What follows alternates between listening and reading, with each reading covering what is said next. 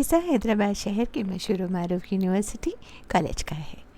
एक कमसन fresher suit salwar पहने college के कैंपस में सहमी सी शर्माई सी प्रवेश कर रही होती है, जिसका नाम था निशा राठी। स्कूल से जब कॉलेज की तरफ बढ़ते हैं तो एक आज़ादी के साथ साथ एक हल्का हल्का सा डर और घबराहट भी महसूस होती है। जैसे ही बिल्डिंग में प्रवेश करती है, अपने सामने 10-12 सीनियर लड़के लड़कियों का ग्रुप देख आंखें चुराने की कोशिश करते हुए कॉरिडोर्स की तरफ से निकल रही होती, तभी एक आवाज़ आती है, ए hello hello junior come here. घबराते हुए मध्यम मध्यम पाँव से उनकी ओर बढ़ती है।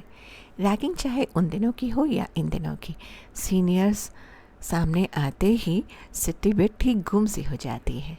कड़कती हुई आवाज़ से एक सीनियर पूछता है, नाम बताओ और कौन सी स्ट्रीम में जाना है ये बताओ।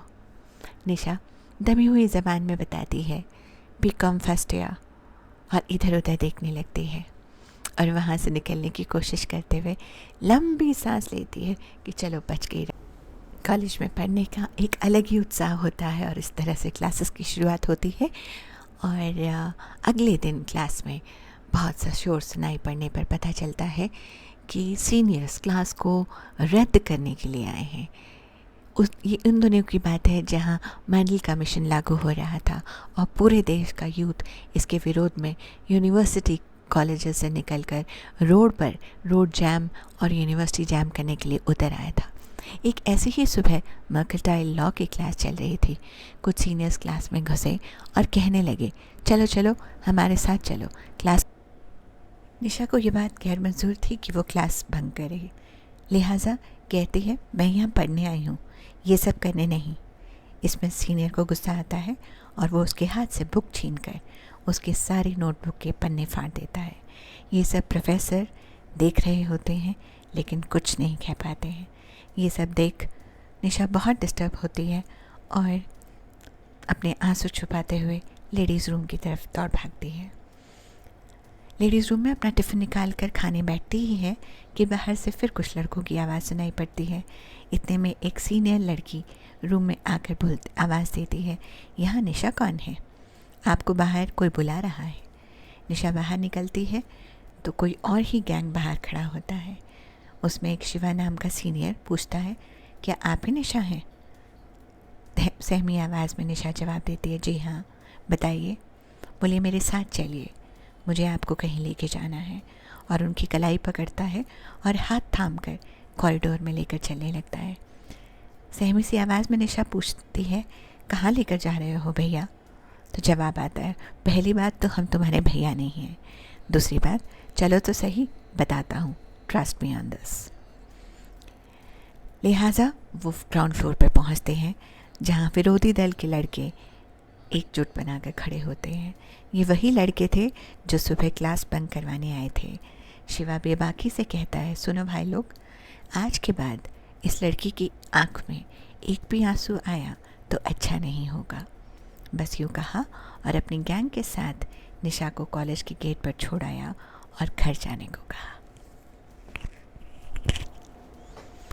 अगले दिन कॉलेज पर पहुंचने पर हर तरफ एक शोर सा गूंज रहा था। सुनने में आ रहा था कि कल 2 गैंग्स में आपस में गैंग वॉर हो गया है। श्री गैंग और शिवा गैंग में कल शाम झगड़ा हुआ।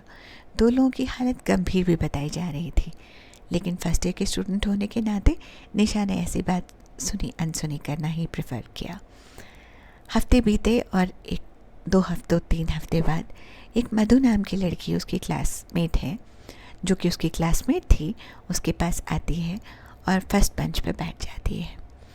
क्लास के दौरान वो बोलती है, निशा सुनो, मेरे भैया हॉस्पिटल में हैं, हॉस्पिटल में एडमिट हैं, उनका पाँव फ्रैक्चर हो गया है, वो तुमसे मिलना चाहते हैं, चल सकोगी क्या? निशा ने मधु की तरफ गंभीरता से देखा, परेशान तो हुई कि ये क्यों मेरे को अपने भैया से मिलाने ले जाना चाहती है, बट क्योंकि दोस्त थी, सहेली थी, तो मना नहीं कर सकी। अस्पताल क्लास ख़त्म होने के बाद अस्पताल जाने का निर्णय किया और जब अस्पताल पहुंचती है, वार्ड में घुसती है तो उसके सामने सीनियर शिवा सामने वाले बेड पर नज़र आता है।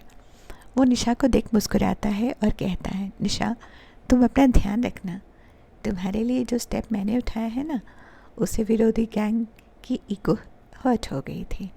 उस शाम को कॉलेज के जिम से मैं वापस लौट रहा था कि किसी ने मुझ पर हॉकी से हमला कर दिया।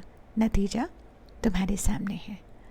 मधु से कहा, इसके साथ ही रहना, 1.5 महीना कॉलेज नहीं आ पाऊँगा, तुम इसका ख्याल रखना।